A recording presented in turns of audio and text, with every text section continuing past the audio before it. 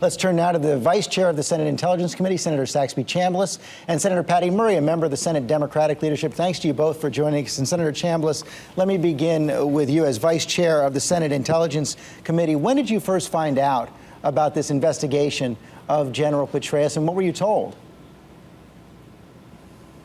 Well, I was not told about it until Friday. The intelligence community became aware of it on Tuesday, actually late afternoon on Tuesday, and then by the time it sifted through the appropriate channels through the White House, we were told on Friday. So, one of your colleagues, Congressman Peter King, the chair of the Homeland Security Committee in the House, says that the FBI director had an obligation to go to the White House and inform the relevant authorities earlier. Do you agree with that?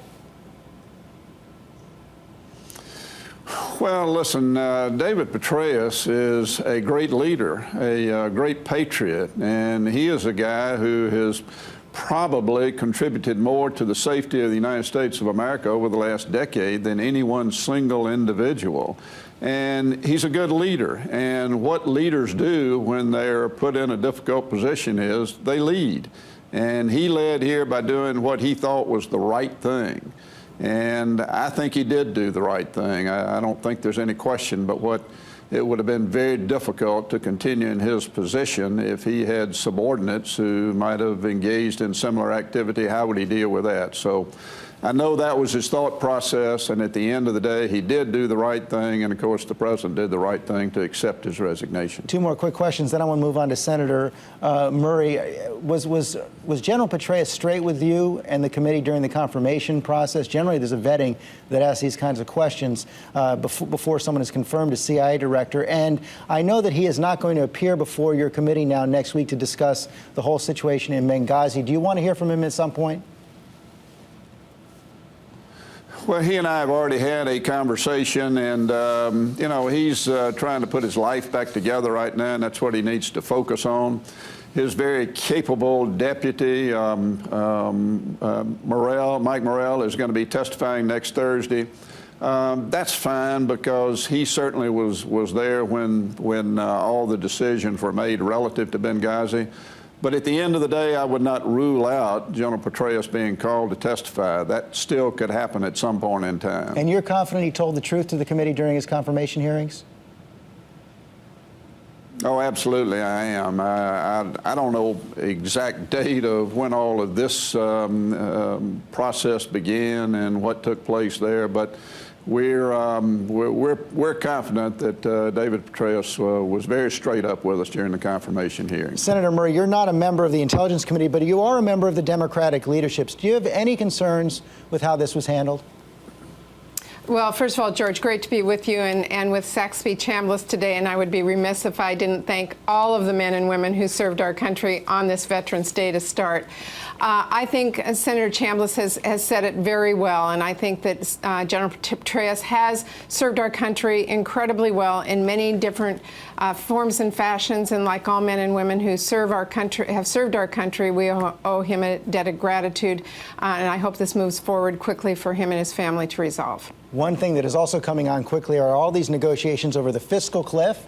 If Congress doesn't do something, we're going to have tax increases on January 1st, spending cuts on January 1st, more than $500 billion, likely to cost every American family about $2,000. Senator Murray, let me begin with you. We've already heard from the Speaker and the President. Speaker Boehner says tax hikes are unacceptable. President Obama says he won't sign any extension of the tax hikes for the wealthiest Americans. We've also heard from Senator McConnell, the Republican leader in the Senate, who says he will not raise taxes to turn off those spending cuts, the sequester. So if Senator McConnell and Speaker Boehner don't bend, do you still believe the president should go right up to the brink, go off the fiscal cliff, and allow the tax cuts to expire? Well, here's where we are. Our country has a tremendous debt and deficit problem. We also have a challenge in making sure that we educate our workforce. We need to make sure we care for our veterans who need that care today. We need to have research, and we need to be able to compete in a global marketplace. Those investments are important. Everyone who has looked at this, including the super committee that I served on, said that we need to have revenue as part of the solution to this problem, as well as looking at entitlements and spending cuts. What has been the missing ingredient in Congress to date has been the revenue, and to make sure that it is fairly distributed and the wealthy pay their fair share. That is what we face right now.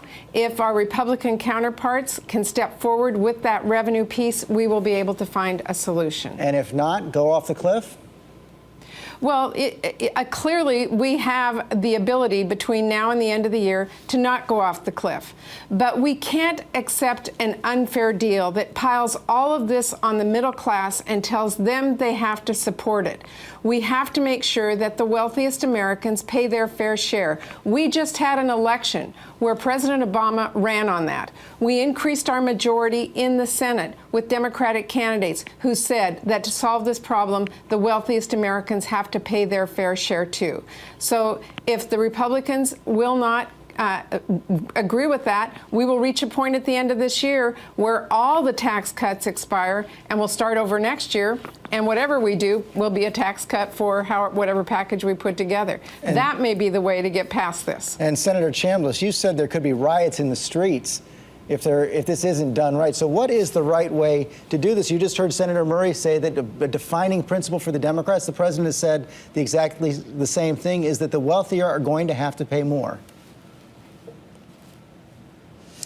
Well, what's going to have to happen, George, is that because there's no silver bullet, as was discussed in the Simpson-Bowles Commission and ultimately a recommendation of the Simpson-Bowles Commission to do this.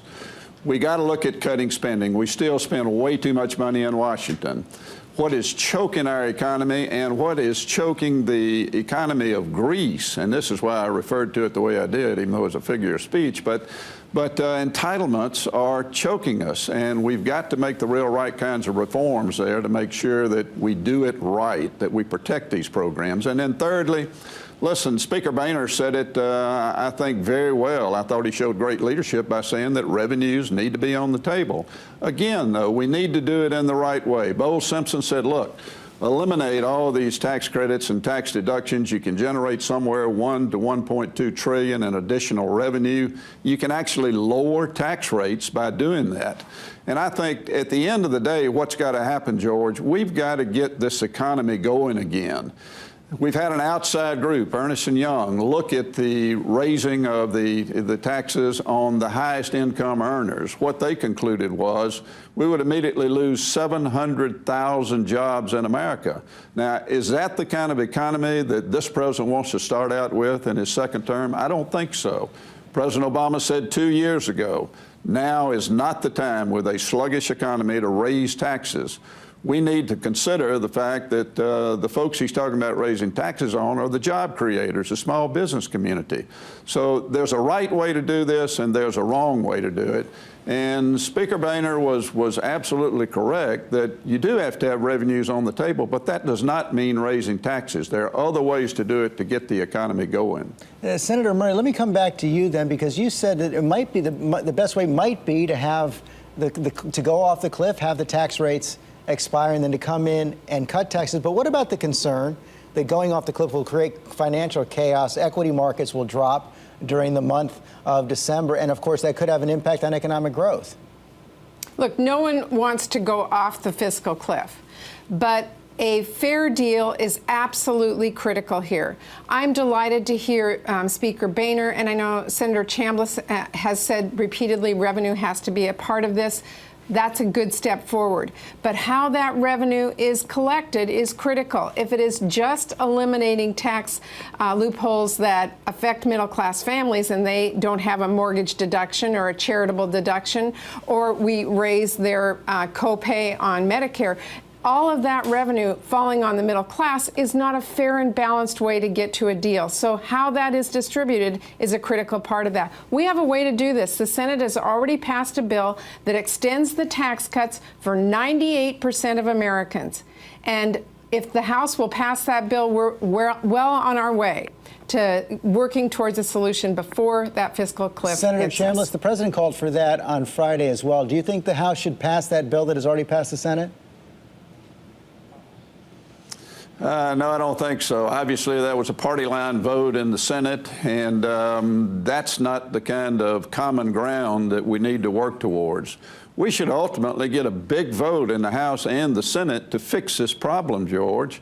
And doing it on a party line vote is obviously not getting a big vote. We need to put politics aside. The election is over. President Obama has won. It's now time for him to lead, and leading should not be do it my way or we're not going to do this. Leading means you sit down around the table and make the hard and tough decisions. Patty was on the super committee. I've been involved in the Gang of Six. These are very, very difficult issues to deal with. And ultimately, it's going to boil down to reforming entitlements and revenues. And I assure you, if we don't put politics aside, then we're not going to solve it. So it's imperative that we look at it at the right way now. Bottom line for each of you, Senator Murray, Senator Chambliss, Senator Murray, you go first. Does this get done by December 31st? I believe we have the opportunity to do that. And Senator Chambliss is right. It needs all the ingredients. We need to look at every aspect of the federal budget to put it together. But the one key issue that hasn't been resolved is how we put revenue into that. And I would be delighted to look at a plan that puts that revenue on the table in a way that is fair and balanced. And if we can do that, we can get to a deal. Senator Chambliss? Well, I think the process can be put in place. Obviously, tax reform is going to be a major part of this, and we're not next 45 days. The other issue that is critical for revenues to come on the table is a big number in entitlement reform. And we're not going to reform entitlements over the next 45 days. But, George, we can put a process in place, and I certainly hope that happens. And I think it will. I mean, we've got to be responsible to the people who sent us to Washington, and this is one of those difficult times that you actually hope for, because we have the opportunity to change the fiscal course of America, and we need to step up and do the right thing now, but most importantly, do it in the right way. Senator Chambliss, Senator Murray, thanks very much for your time this morning. You bet.